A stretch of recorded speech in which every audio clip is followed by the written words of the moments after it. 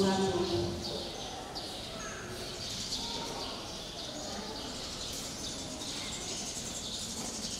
Para Rasul pasal 2 ayat 1 hingga ayat 21. Esnan mespehitso ranuan ang ismeno ay aki atau makan ismeno na kunin tulis algi leres. Ama ismeno ama mereka gitabon ng anak usi ay ang bersyukur ng tabo le yung usi kenati ay nagurang paninese di mobalik inoian enate pules mamukiagas o kanan magtabo ang telen enate hainin ko anan at usi les na ko ng usi hainin na kawas na natinoan enate nagnino hainekang mese enate saan le hainin na ko anan at iyan haininuan o kalekot kung haipake nawa haikunin nino ko ate siya pinanawa ko anak nino sa yan usi komesi sampai kaki. Terima kasih usi haimonin mamte ko kanan. Amin. Ausne yoto isneno kesenatan. Surat menandakan Pentakosta. Ketika tiba hari Pentakosta, semua orang percaya berkumpul di satu tempat. Tiba-tiba turunlah dari langit suatu bunyi seperti tiupan angin keras yang memenuhi seluruh rumah di mana mereka duduk. Dan tampaklah kepada mereka lidah-lidah seperti nyala api yang bertebaran dan hingga pada mereka masing-masing. Maka penuhlah mereka dengan Roh Kudus, lalu mereka mulai berkata-kata dalam bahasa bangsa lain seperti yang diberikan oleh Roh itu kepada mereka untuk menyatakannya. Waktu itu di Yerusalem diam orang-orang Yahudi yang saleh dari segala bangsa di bawah golongan. Ketika turun bunyi itu, berkerumunlah orang banyak. Mereka bingung karena mereka masing-masing mendengar rasul-rasul itu berkata-kata dalam bahasa mereka sendiri. Mereka semua tercengang-cengang dan heran lalu berkata, bukankah mereka semua yang berkata-kata itu orang Galilea? Bagaimana mungkin kita masing-masing mendengar mereka berkata-kata dalam bahasa kita sendiri, yaitu bahasa yang kita pakai di negeri asal kita? Kita orang Pertian, Media, Elam, penduduk Mesopotamia, Yudea dan Kapadokia, Pontus dan Asia, Frigia dan Pamfilia, Mesir dan daerah-daerah Libya yang berdekatan dengan Kirene, pendatang-pendatang dari Roma, baik orang Yahudi maupun penganut agama Yahudi, orang Kreta dan orang Arab. Kita mendengar mereka berkata-kata dalam bahasa kita sendiri tentang perbuatan-perbuatan besar yang dilakukan Allah. Mereka semuanya tercengang-cengang dan sangat termangu-mangu sambil berkata seorang kepada yang lain, apakah artinya ini? Tetapi orang lain menyindir mereka sedang mabuk oleh anggur manis. Khotbah Petrus. Maka bangkitlah Petrus berdiri dengan ke-11 rasul itu, dan dengan suara nyaring ia berkata kepada mereka, hai kamu orang Yahudi dan kamu semua yang tinggal di Yerusalem, ketahuilah dan camkanlah perkataan ini. Orang-orang ini tidak mabuk seperti yang kamu sangka, karena hari baru pukul 9. Tetapi itulah yang difirmankan Allah dengan perantaraan Nabi Yoel. Akan terjadi pada hari-hari terakhir, demikianlah firman Allah, bahwa aku akan mencurahkan rohku ke atas semua manusia, maka anak-anakmu laki-laki dan perempuan akan bernubuat, dan teruna-terunanmu akan mendapat penglihatan-penglihatan, dan orang-orangmu yang tua akan mendapat mimpi. Juga ke atas hamba-hambaku laki-laki dan perempuan akan kucurahkan rohku pada hari-hari itu, dan mereka akan bernubuat. Dan aku akan mengadakan mujizat-mujizat di atas, di langit, dan tanda-tanda di bawah di bumi, darah dan api dan gumpalan-gumpalan asap. Matahari akan berubah menjadi gelap gulita, dan bulan menjadi darah sebelum datangnya hari Tuhan, hari yang besar dan mulia itu. Dan barang siapa yang berseru kepada nama Tuhan akan diselamatkan.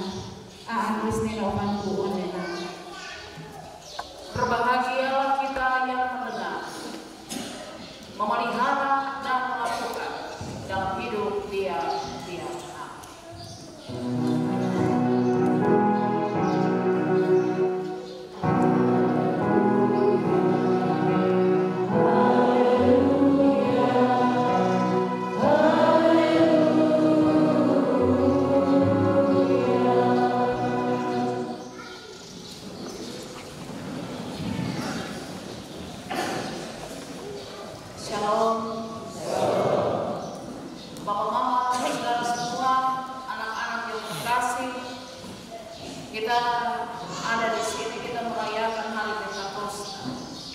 Pentakosta hari ke-50 yang lebih sederhana untuk kita bahagia dalam merayakan syukur panen. Dalam situasi untuk merayakan pesta, merayakan syukur, tentu banyak orang. Semua orang yang turut merasakan apa yang berasal dari Tuhan, mereka menikmati dan berkumpul semua di Yerusalem dalam cerita. Hasil panen mereka dibawa semua ke Yerusalem. Ketika ada banyak orang di sana, ada peristiwa yang terjadi. Peristiwa itu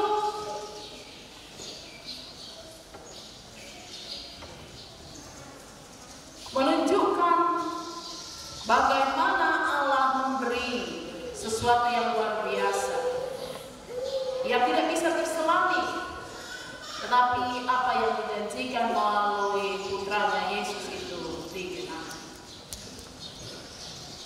Bahwa murid-murid ketika Tuhan Yesus terangkat ke surga, telah dinyatakan untuk tinggal di Yerusalem, jangan pergi di mana-mana.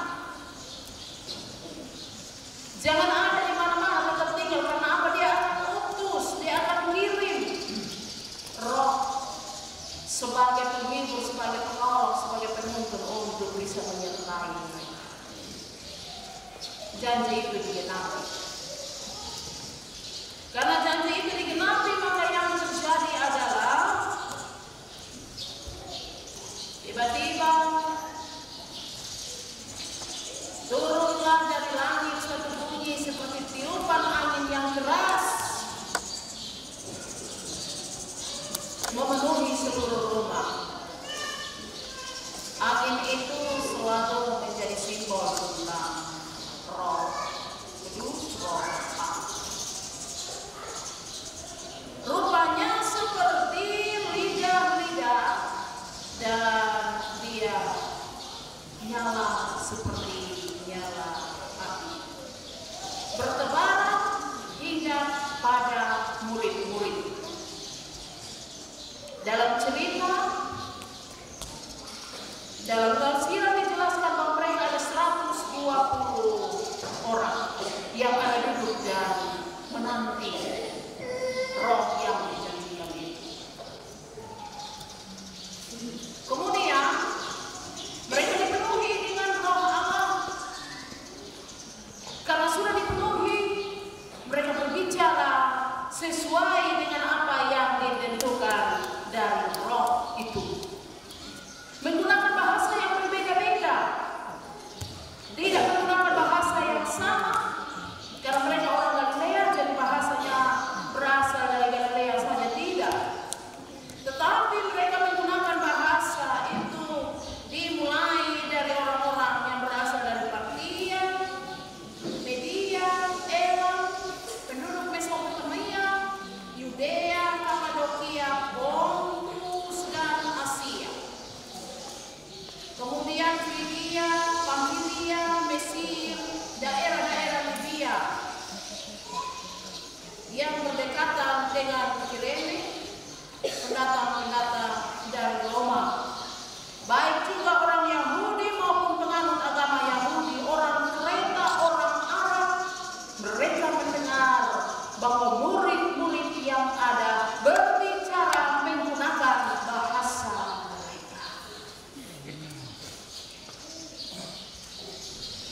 Apa yang terjadi? Yang pertama, bahwa mereka menjadi heran. Setelah merasa heran, mereka juga termalu, tercengang-cengang. Artinya rasa ini kemana itu? Kenapa pakai kita berbahasa? Padahal Tuhan bukan orang Turki, bukan orang Mesopotamia, tapi kenapa dia menggunakan bahasa kita? Murid-murid itu ketika berbicara, orang-orang yang ada itu, yang tadi dijelaskan di ayat 5, bahwa orang-orang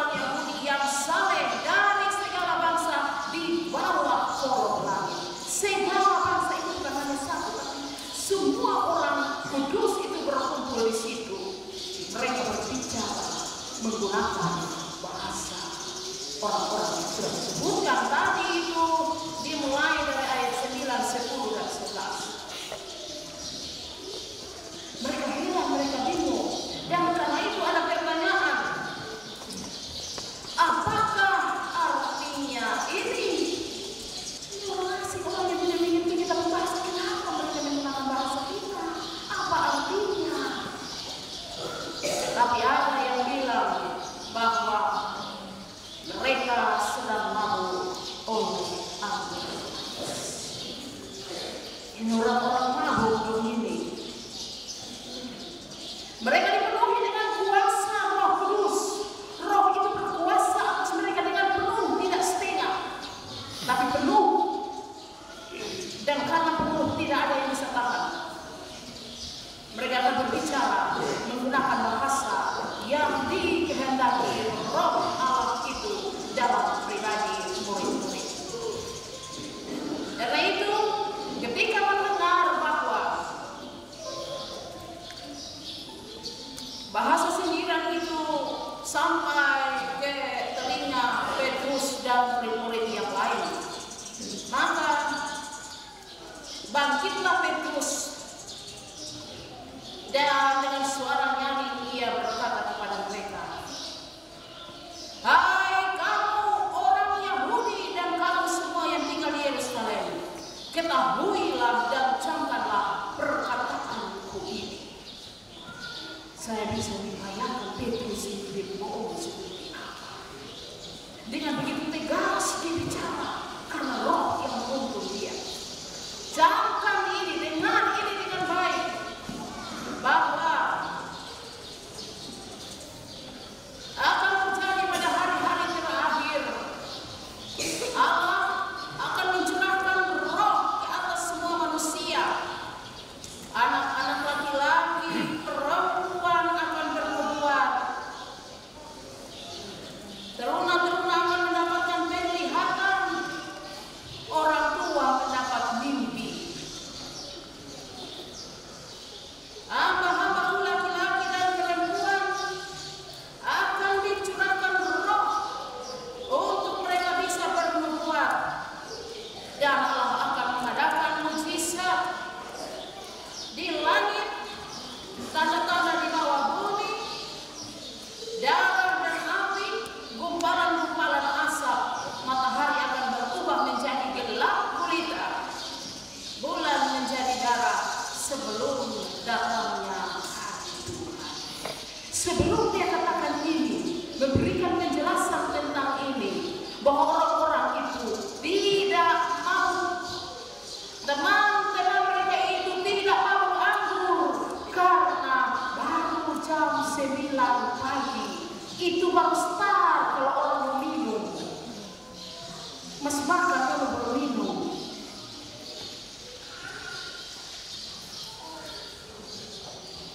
Dia menjelaskan itu dengan tegas supaya semua yang ada itu mendengar dan mengakui bahwa benar Allah menggenapi janjinya untuk menyatakan bahwa apa yang sudah dinyatakan Allah tidak bisa diubah. Roh Kudus dia bertindak sebagaimana yang dikehendaki Allah. Bapak-bapak, saudara semua yang saya kasihi dalam Tuhan Yesus, saya ketika bersama-sama dengan teman-teman pemuda pada masa 2018-2019 tidak salah, kami ada, dan ketika saya pimpin kebaktian di Jemaat Roma, di sana kami bernyanyi. Dalam penyanyian itu kami menggunakan bahasa yang tidak dimengerti oleh orang-orang yang ada. Tapi ada satu orang yang dia tahu, karena dia mengerti tentang bahasa Jerman. Dia datang dan dia bilang, "Bapak Pendeta, itu bahasa Jerman klasik." Saya bilang bahwa benarkah demikian? Saya aminkan di dalam nama Tuhan Yesus bahwa itu benar. Saya bilang bahwa kami hanya orang Timur. Tapi ketika bahasa itu dinyatakan, bahasa itu dinyanyikan,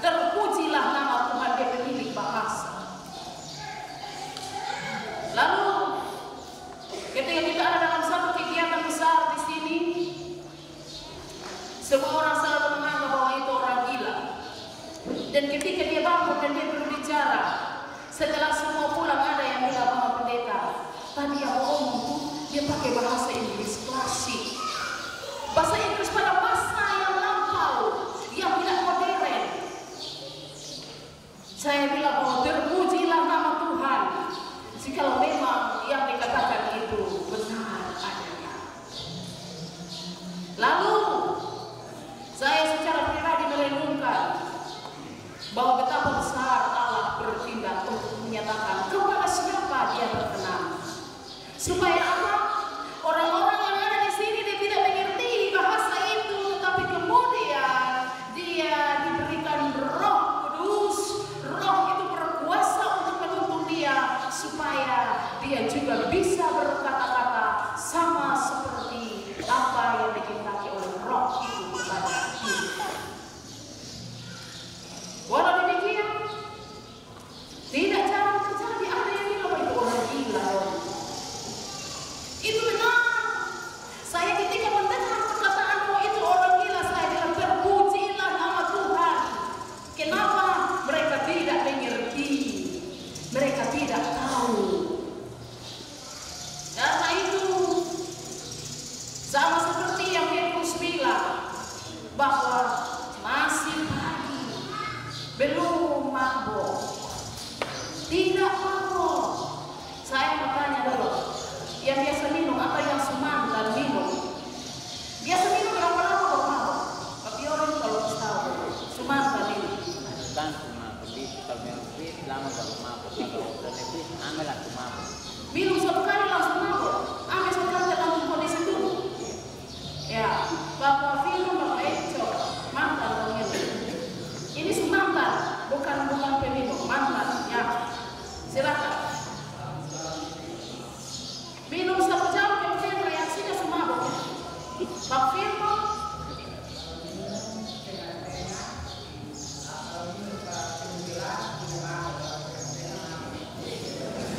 kalau minum penuh gelas, dia tidak mabuk, tapi kalau minum setengah-setengah, dia mabuk. Ya, ini jujur saya terima kasih. Yang ada di sini ada yang makan atau ada yang teman-teman pemuda yang ada di belakang. Ada itu my love ada di belakang. Ya, ya coba jelaskan dulu kira-kira seperti apa. Saya butuh kesaksian dulu. Tidak ada. Ini tidak bisa bohong. Bapak my love tidak bisa bohong. Ya.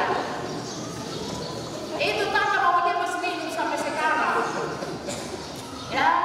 Jadi begini, kalau orang dia ada dalam situasi mabuk, saya tidak tahu, tapi karena itu saya tanya. Kok ini baru jam 9 pagi mana ada yang mabuk? Tidak mungkin.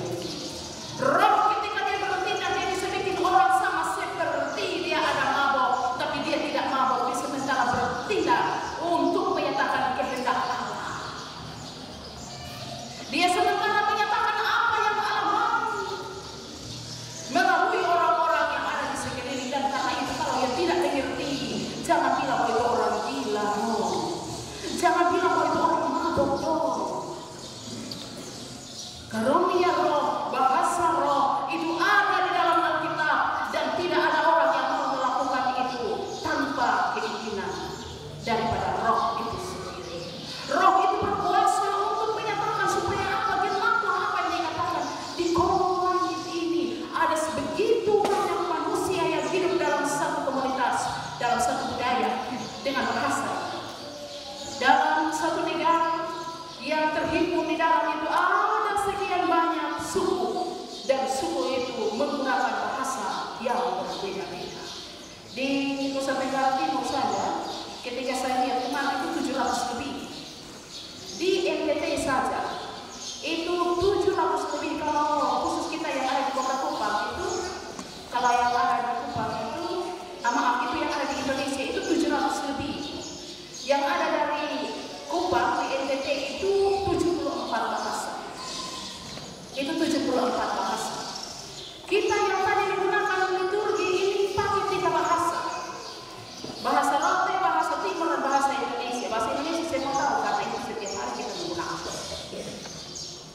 Bahasa lokal tadi ada, ketika kita nanya Yesus menolong, ada yang mengerti?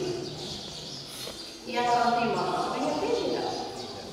Ya, yang biasa menyanyi dia mengerti, tapi kalau tidak bisa menyanyi dia tidak akan mengerti. Yang tahu apa artinya dari Yesus menolong, dia akan bilang bahwa amin. Hanya orang kota yang tahu bahwa Yesus menolong itu apa artinya. Seperti tadi ketika kalau memanggil berdoa, dalam doa pengakuan saya yakin orang sembah yang ada, orang sabu, orang rote, tinggal tunggu kapan amin. Benar tidak? Iya, benar. Kapan amin dan itu sudah berdoa sudah habis. Roh Kudus itu ketika dia penuh dalam hidup kita, sekalipun kita tidak memahami, dia akan melakukan kita untuk memahami.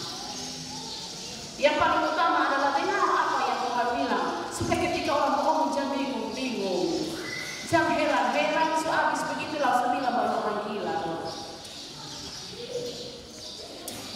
Kalau ada yang masih berbicara seperti itu, bersyukur dan bilang bahwa hari Tuhan harus ingat kita.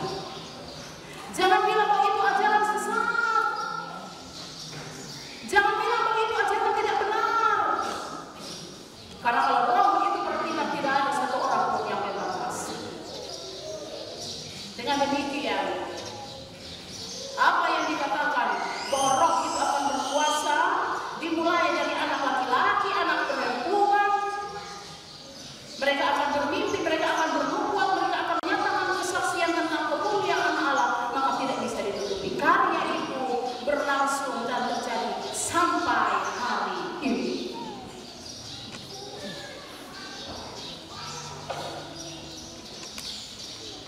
Apa yang Petrus katakan mau menjelaskan juga bahwa Allah berkuasa atas hidup setiap orang. Roh itu diberikan kepada setiap orang untuk mengingatkan dirinya. Jadi kalau kita mengerti tentang bahasa di mana kita ada, maka gunakan bahasa itu untuk menyampaikan kabar sukacita. Kalau kita yang berbicara dan mau menyatakan kebenaran itu menggunakan bahasa yang orang tidak paham, mereka tidak akan terima. Sama seperti yang terjadi bahwa kalau misalkan murid-murid itu mereka mau menyatakan kebenaran, mereka orang Galilea dan mau menyatakan kebenaran kepada orang, dia mereka tidak mengerti. Orang mungkin tidak paham.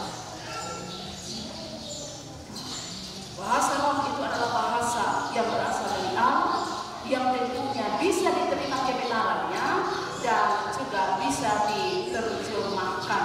Ada artinya. Kalau orang yang tidak paham, itu dia akan berhubungan dengan karunia roh. Jadi ketika ada yang berbahasa roh, tetapi ada yang bisa menerjemahkan bahasa ini. Maka sampai dengan sekarang di dunia, di zaman sekarang ini, kalau ada yang masih memanfaatkan bahasa itu karena kehendak Allah, bersyukurlah. Bercerita tentang zaman murid-murid itu sampai dengan mulai itu generasi kita sampai dengan sekarang kita tidak tahu sampai generasi kita. Tapi kalau sampai dengan hari ini masih ada yang menggunakan bahasa roh itu atas perkenanan Allah, bersyukurlah. Kenapa? Karena kita dipilih Allah untuk menyatakan bahwa kita tidak hanya menggunakan bahasa Indonesia, kita tidak hanya menggunakan bahasa yang ada di sini, tetapi kita juga bisa menggunakan bahasa-bahasa dari negara-negara lain. Memang orang di sini tidak akan paham.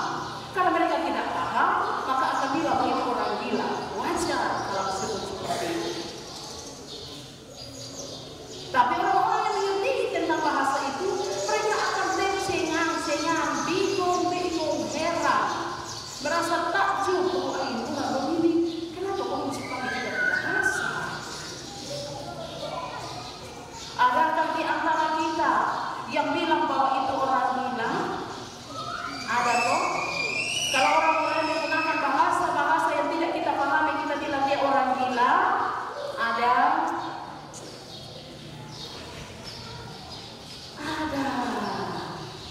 Saya tahu ada. Ketika orang lain berbicara menggunakan bahasa-bahasa yang lain, adakah di antara kita yang bilang bahwa Dia gila?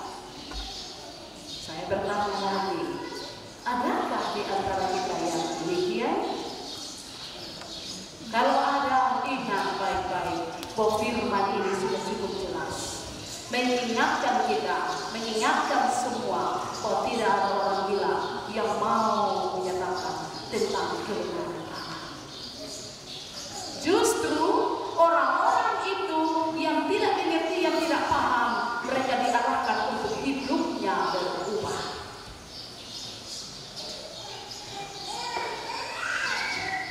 Sekiranya dengan firman ini di dalam budaya dan juga tradisi kebiasaan kita masing-masing, kita saling menghargai. Jangan ketika orang berbicara menggunakan bahasa yang tidak kita pahami, kita bilang bahwa mereka sementara mabuk anggur. Kita bilang bahwa mereka sementara ada dalam situasi yang buruk dan lain-lain. Jangan percaya saudara. Biarkan roh Allah dipenuhi dalam hidup kita, untuk kita dituntun untuk mengerti bahasa yang tidak bisa kita pahami dengan akal kita.